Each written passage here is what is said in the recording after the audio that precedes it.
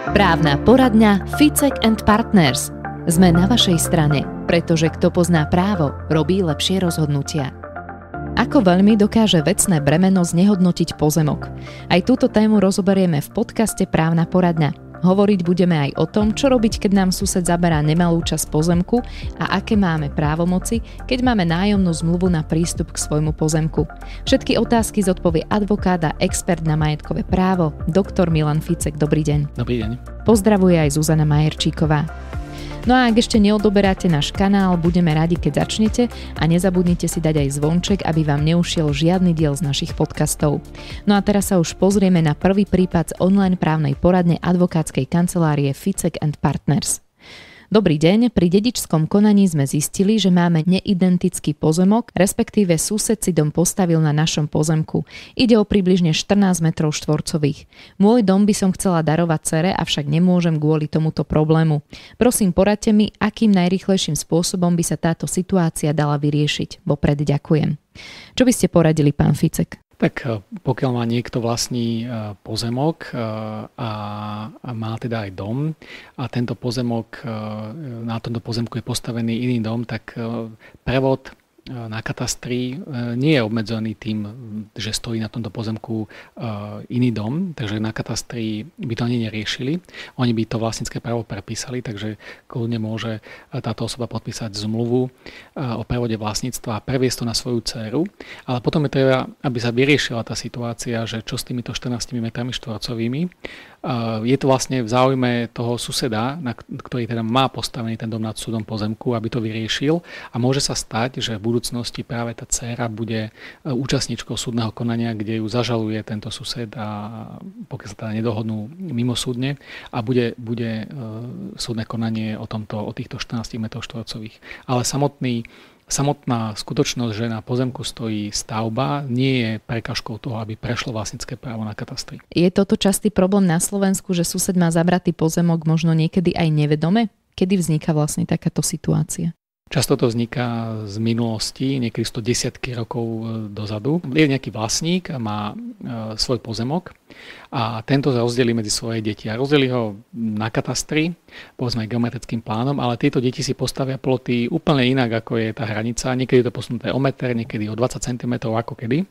A takto vznikajú potom rôzne situácie, že neskôršie potom zomrú tieto deti, zdieľať od ďalší potomkovia a títo prevedú na niekoho iného a už sa tam dostanú do susedských vzťahov úplne cudzie osoby, ktoré nemajú nič spoločné s tými právnymi predchodcami, len to, že to kúpili od nich alebo nadobudli a potom vznikajú práve tie spory, že sa zistí po 50 rokoch, že že veď tento sused má môj pozemok vo výmere 20 metrov štvorcových vo svojej záhrade a už potom to chcú riešiť a tam nastupujú tie otázky vydržania, že či to mohol vydržať, kedy to nadobudol, či vedel ten spoluvlastník, ten vlastník, ktorý to nadobudol ten pozemok, o tom, že tam má cudzí pozemok a tak ďalej. Takže to sa potom rieši, pokiaľ nie mimosúdne, tak súdnym konaním, niekedy sú to naozaj 10-ročné spory.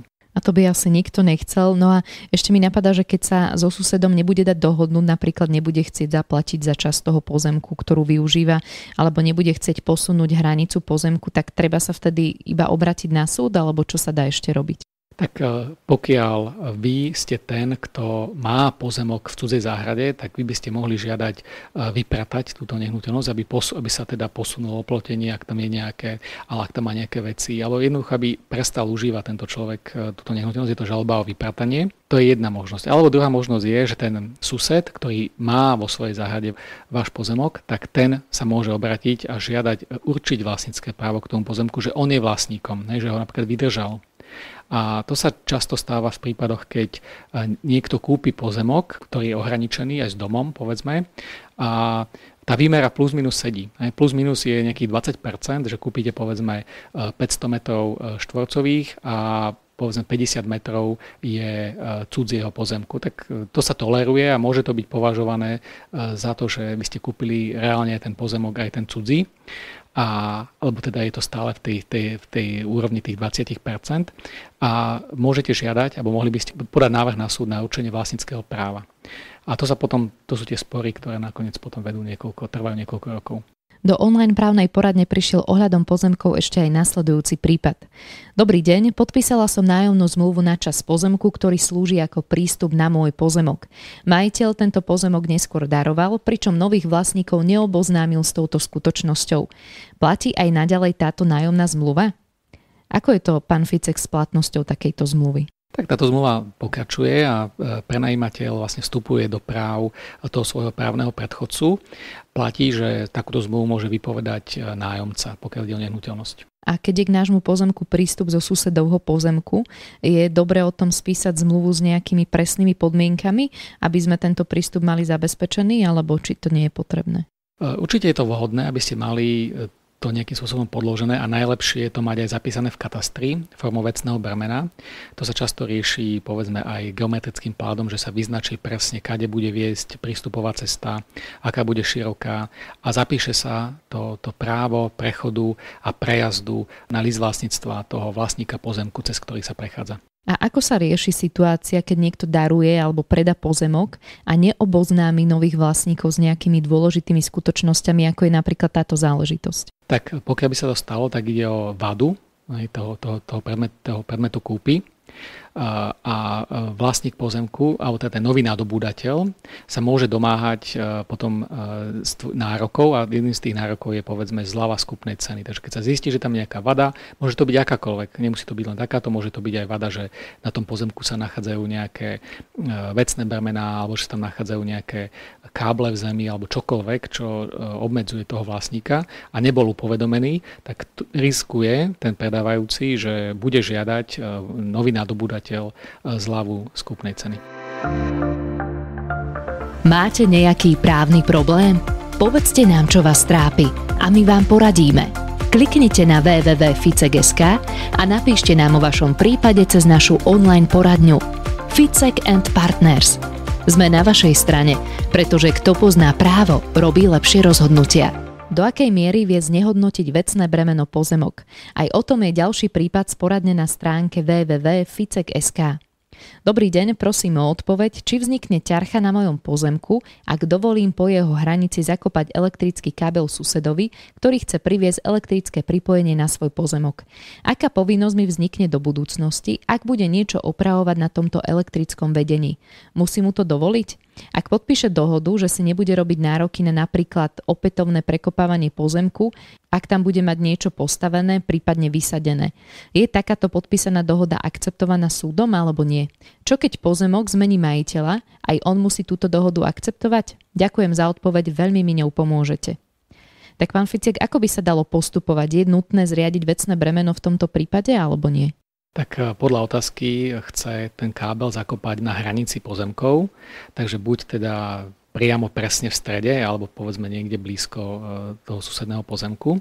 Ja by som, pokiaľ to nie je nutné, odporúčal tomu klientovi nedávať súhlas na to, aby sa ten kábel dával na hranicu pozemkov, pretože v súvislosti s tými elektrickými káblami vznikajú aj ochranné pásma a tie ochranné pásma potom obmedzujú toho vlastníka v tom, že nemôže tam napríklad niečo postaviť, nemôže tam pestovať určité rastliny, alebo povedzme stromy, alebo nejakým spôsobom ho to bude obmedzovať. Takže pokiaľ kábel je taká vec, alebo elektrické vedenie je taká vec, že sa dá tiahnuť hocikade, hociktorým smerom, a ten sused, ak teda chce si natiahnuť k svojmu pozemku nejaký elektrický kábel, tak si to môže urobiť na svojom pozemku. Pokiaľ by spísali o tom nejakú písomnú dohodu, tak stále bude nejakým spôsobom obmedzený. A teraz ten nový vlastník, aby sa tá nehnuteľnosť predala, prišiel by tam nový vlastník, tak ide vlastne iba o záväzkový vzťah medzi tým pôvodným vlastníkom a novým vlastníkom.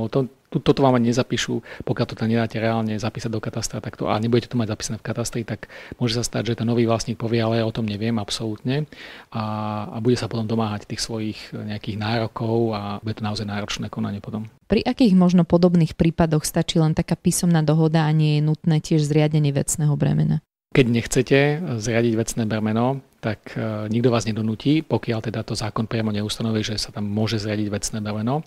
To je v prípadoch, keď máte na svojom pozemku stavbu a chcete mať prístup, tak zo zákona je možné žiadať zriadiť vecné bremeno, ale inak ten sused vás nedonúti viesť cez váš pozemok elektrické vedenie, či už vzduchom alebo zemou. Musíte s tým súhlasiť. A vy keď sa rozhodnete s tým súhlasiť, môžete sa dohodnúť dokonca aj na finančnej náhrade za takéto zriadenie takéhoto elektrického kábla. Prípadne si môžete dohodnúť podmienky, že môžete vypovedať tú zmluvu, že on to musí potom odstrániť, len musí to byť v zmluve riadne nastavené, aby ste potom v budúcnosti mohli sa domáhať tých svojich práv, keď napríklad prestane platiť tú náhradu. A do akej miery dokáže to vecné bremeno znehodnotiť pozemok? Tak ono vás vlastne obmedzí v tom, že jednak v tej stavbe, v tej časti, alebo povedzme nejakej výsadzbe, alebo prípadne potom v budúcnosti, keď budete chcieť predať ten pozemok a nový vlastník bude zisťovať, že či tam náhodou teda bude mať nejaký zámer, bude chcieť postaviť nejaký dom alebo niečo a práve tento kábel ho bude obmedzovať, tak tým ten váš pozemok sa stane menej predajným, že znížite si vlastne sumu, hodnotu toho pozemku a respektíve ťažšie ho predáte. Pán Ficek, ďakujem za všetky cenné rady. Aj ďakujem. Milí poslucháči, sledujte aj naše ďalšie podcasty. Venovali sme sa už bezpodielovému a podielovému spoluvlastníctvu, susedským sporom či kúpnej zmluve. Možno sa v nich nájdete aj vy a tak vám pomôžeme. Právna poradňa Ficek & Partners. Sme na vašej strane, pretože kto pozná právo, robí lepšie rozhodnutia. www.ficek.sk